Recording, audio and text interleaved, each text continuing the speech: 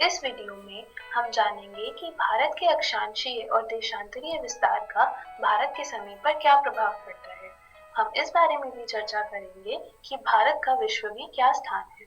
दोस्तों, जैसा कि आपको याद होगा, हमने पिछले वीडियो में अक्षांश और देशांतर के बारे में पढ़ा था।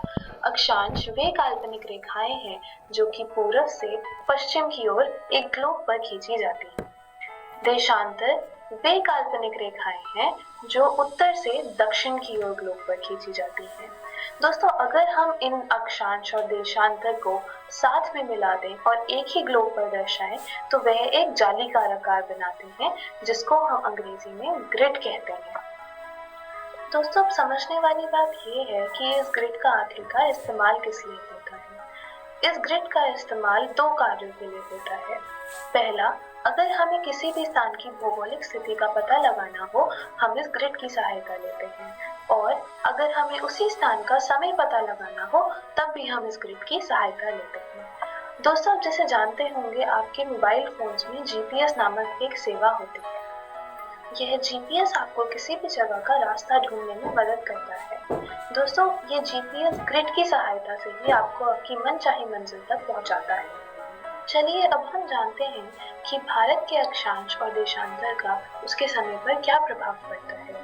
देखा जाए तो भारत का अक्षांशीय और देशांतरीय विस्तार दोनों लगभग एक समान है, जो कि है 30 डिग्री। लेकिन अगर भूमि पर हम इनकी दूरी नापें तो वह बिल्कुल समान नहीं है। जैसा कि आप बने हुए चित्र में देख सकते हैं कि भारत का पूर्वी और पश्चिमी विस्तार उत्तरी और दक्षिणी विस्तार से छोटा है।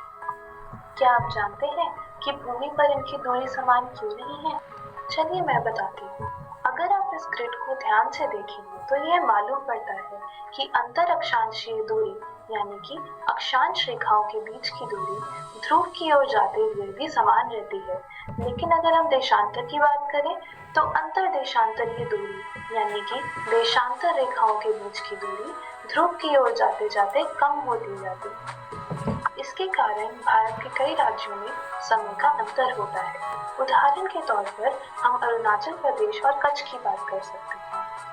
अरुणाचल प्रदेश और कच्छ के स्थानीय समय में 2 घंटे का अंतर है। जब अरुणाचल प्रदेश में सूर्योदय हो रहा होता है तो कच्छ में अंधेरा होता है और उसके करीब 2 घंटे बाद वहां सूर्योदय होता है। अब दोस्तों, ये तो सीधी सी बात है कि हर राज्य का समय याद नहीं रखा जा सकता, इसलिए हर देश का एक मानक समय होता है और यह मानक समय उस देश की मानक देशांतर से निर्धारित किया जाता है। अब आप सोच रहे होंगे कि ये मानक देशांतर क्या होता है। चलिए, मैं बताती हूँ।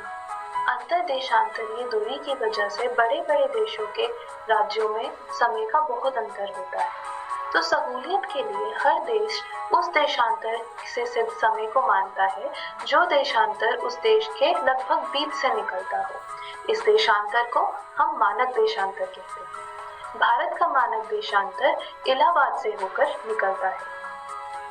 चलिए, ये तो बात हुई भारत के अक्षांश, देशांतर और समय की।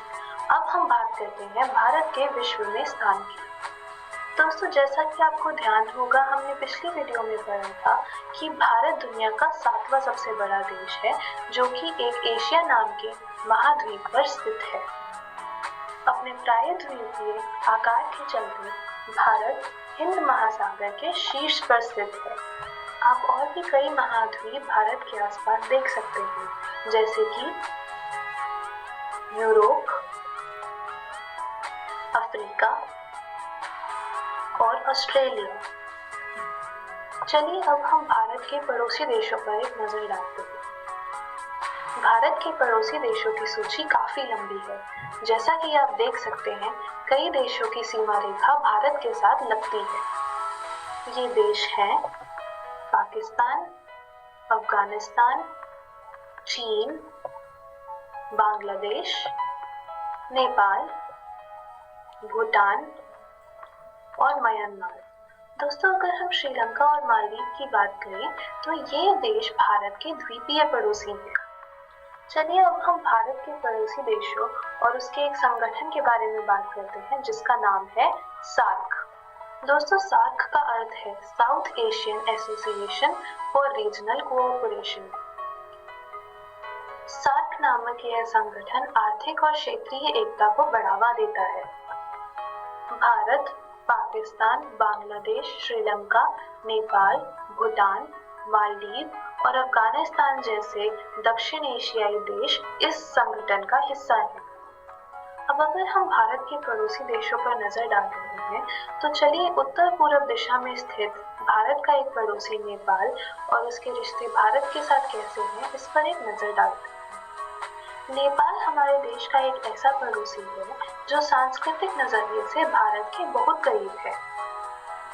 नेपाल और भारत के घनिष्ठ संबंधों का कारण यह भी है कि दोनों देश हिमालय से निकली नदियों में सहभागी हैं। बिहार के मैदानी इलाके से गुजरती कोसी नदी हिमालय से ही निकलती है। दोस्तों, क्या आप जानते हैं, कोसी नदी को बिहार का शोक भी कहा जाता है, क्योंकि इस नदी में आई बाढ़ बिहार के कई राज्यों में हानि पहुंचाती है।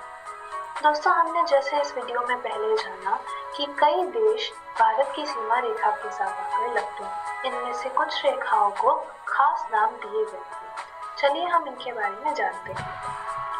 भारत और चीन की सीमा रेखा को मैकमोहन रेखा कहा जाता है। वहीं भारत और पाकिस्तान के बीच स्थित सीमा रेखा को रैडक्लिफ लाइन कहा जाता है। चलिए दोस्तों, आज के पाठ में बस इतना ही। मैं आशा करती हूँ कि आज हमने जो भी पढ़ा आपको समझ में आया होगा। जाने से पहले हम एक नजर डालते हैं कि आज हमने इस पाठ में क्या क्या सीखा। हमने जाना कि अक्षांश और देशांतर नामक काल्पनिक रेखाओं को अगर हम एक ही ग्लोब पर दर्शाएं तो उसे ग्रिड कहा जाता है, और यह ग्रिड हमें तब मदद करता है जब हमें किसी भी जगह की भौगोलिक स्थिति और उस जगह का समय जानना होता है। फिर हमने जाना कि किस तरह हर देश का एक मानक समय होता है जो कि उसके मानक देशांतर से निर्धारित होता है, और हमने यह भी जाना कि मानक देशांतर क्या होता है। फिर हमने जाना कि भारत विश्व का 7वां सबसे बड़ा देश है जो कई महाद्वीपों से घिरा हुआ है। भारत के पड़ोसी राज्यों के बारे में बात करते करते हमने ऐसे एक संगठन का नाम भी जाना जिसको हम सार्क कहते हैं। यह संगठन आर्थिक और क्षेत्रीय एकता को बढ़ावा देता है। दोस्तों, फिर हमने कुछ खास सीमा रेखाओं की बात करी। भारत और पाकिस्तान को जोड़ने वाली सीमा रेखा को रैडक्लिफ लाइन कहा जाता है, और चीन और भारत को जोड़ने वाली सीमा रेखा को मैकमोहन रेखा कहा जाता है।